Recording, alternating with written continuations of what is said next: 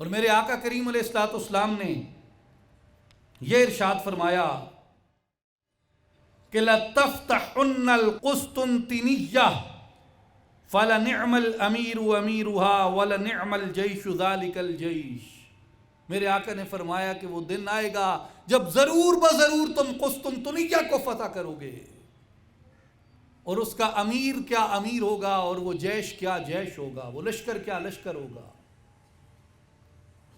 मेरे भाइयों, 1453 में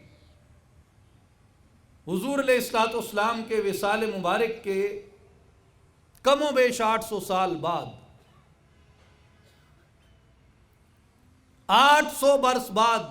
अल्लाह ने सुल्तान मोहम्मद फातेह, जो उस्मान गाजी की नस्ल से था, उस्मानी रियासत का अमीर था, सुल्तान था, उसके हाथों